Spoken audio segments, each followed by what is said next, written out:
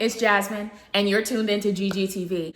Thank you for clicking on this channel, clicking on this video, and for tuning in. Please like, share, subscribe, comment as well so I can hear what your thoughts are, what your feedback is, what video ideas you may want to see. And also click that notification bell so that when I post, you'll be one of the first people to find out about it.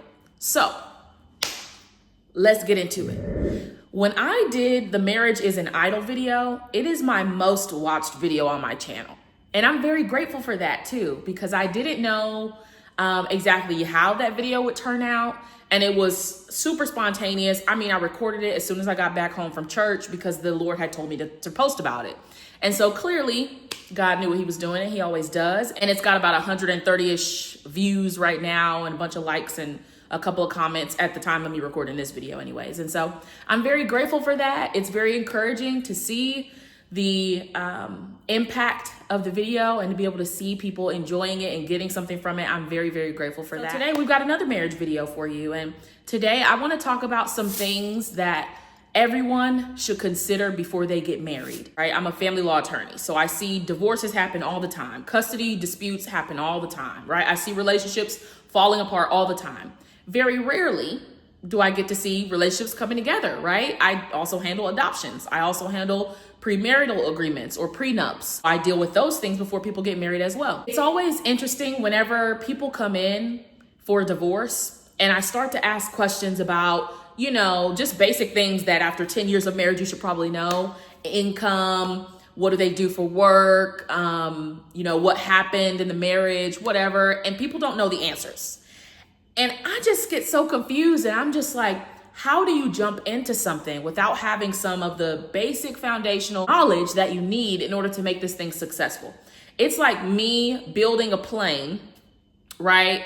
And I'm expecting this plane to be able to fly in the sky, but I have no knowledge of aeronautics. I think that's what it's called. Aerospace, engineering, technology, all the things. So I'm just throwing pieces and parts together and hoping that they stick. And that's not the formula for a successful marriage. Now, granted, there are marriages where I feel like the Lord does something very spontaneous, and you may not have that year, 2 years, 3 years dating to really know everything about the person. I do believe that when you know, and when God says yes, you can move on that. So I'm a fan of, we met 3 months ago and we're already engaged. Cool, that's great, as long as it was the Lord, right? And the reason being is because it is actual science, actual sociology, that for the first few years of your relationship, there is like chemicals and things released in the brain, the happy chemicals and that sort of thing. But your brain can mistake lust for love early on in a relationship. And that's why it's important for you to do the get to know you stage, the let's date stage, the let me see you through different seasons and phases of life stage so that I can know who you really are. Because you'll mistake a few good qualities for meaning God has given you the stamp of approval for marriage.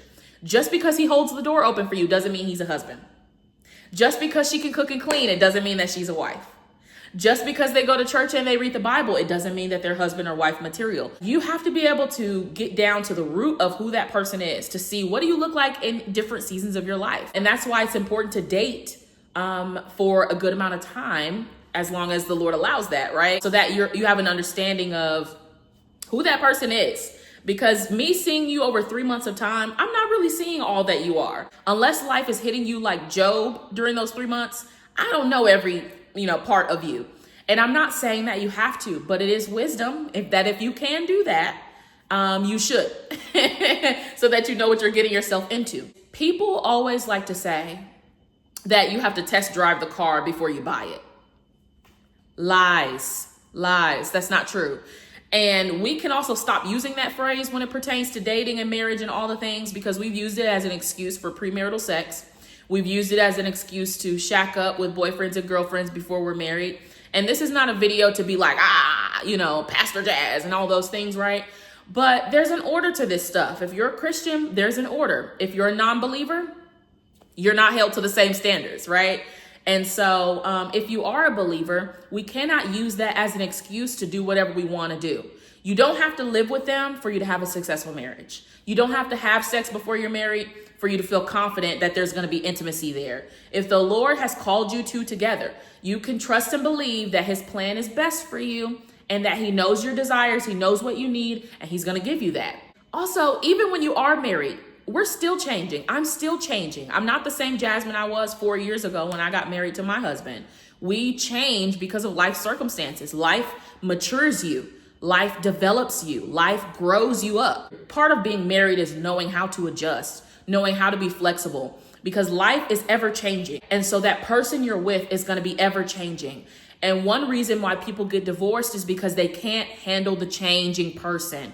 They can't handle a version of you that's grieving. They can't handle a version of you that's angry. They can't handle a version of you that is depressed. Those existential questions start coming up. That midlife crisis starts coming up, and they don't know how to handle that. You cannot go into marriage being super rigid, being super strict, it has to stay this way all the time, because your marriage will not be successful if that is the case. You have to be willing to continue growing and learning that person.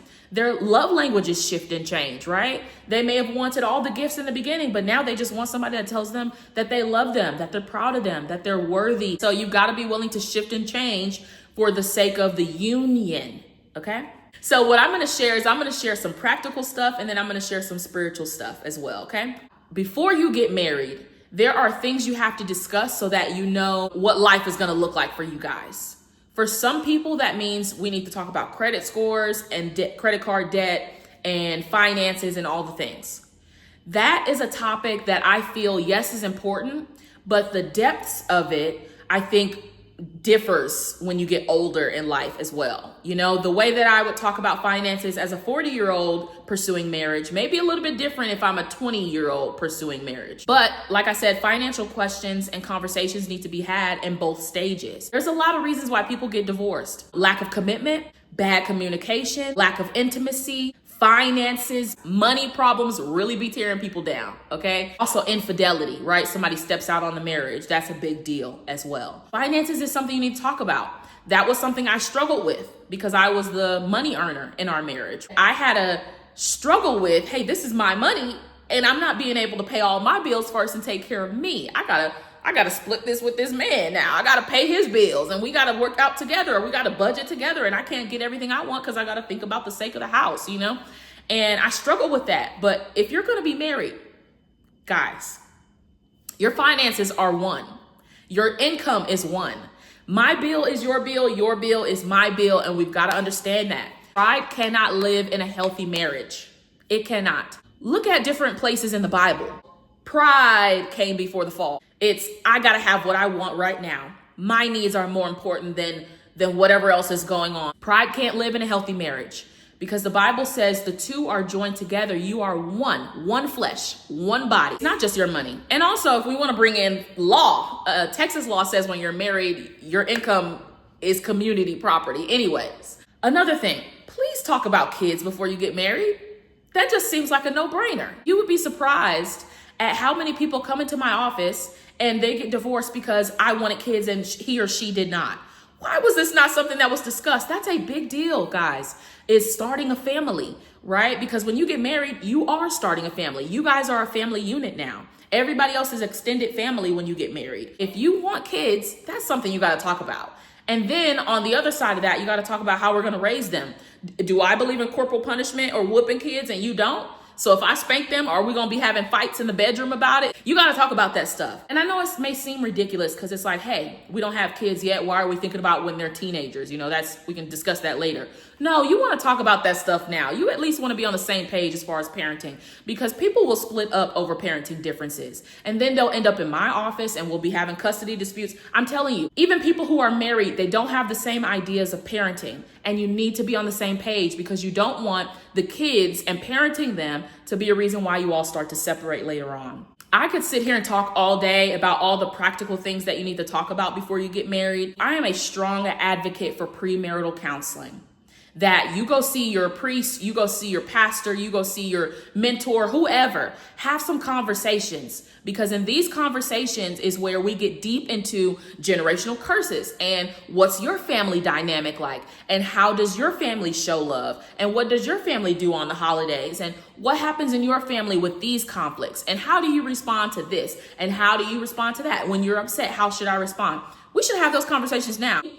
have that premarital counseling before you walk down the aisle, okay? Just a couple of sessions will help you talk through everything.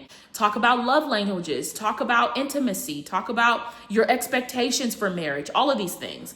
Because if you don't express your expectations, you cannot hold someone to them. On the spiritual side of it, pride can't live in a marriage. You become one, and you have to understand that you do things for the benefit of the union, not for the benefit of yourself.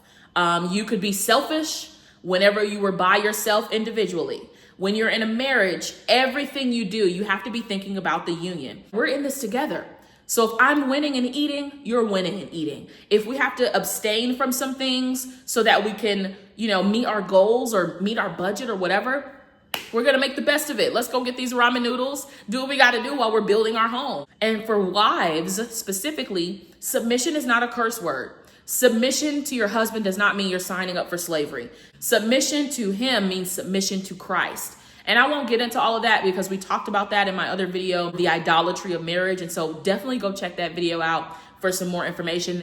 Marriage is an enhancement to who you are. Marriage is an enhancement to your identity. And if you have no identity and you don't know who you are, I believe you should not be getting married because you should be complete. It should be two whole persons coming together as one. And so there's a lot of different things. I would spend hours and hours talking about marriage and giving all the wisdom and things that the Lord has given me and that I've gotten from other people who've been married longer than me, of course. Maybe we'll do a part 2, but please, the main thing is before you get married, communicate, right? All those issues that I listed as reasons why people get divorced, talk about those things. Marriage is a beautiful thing, but you really have to be solid in who you are to go into marriage because it's going to challenge you. Marriage is going to challenge you. Marriage is going to change you for the better. And if you resist that change, then you will also be assisting in the downfall of your marriage. And so you got to be willing to be challenged and to be changed to look more like Jesus in your marriage because that's what's best for both of you.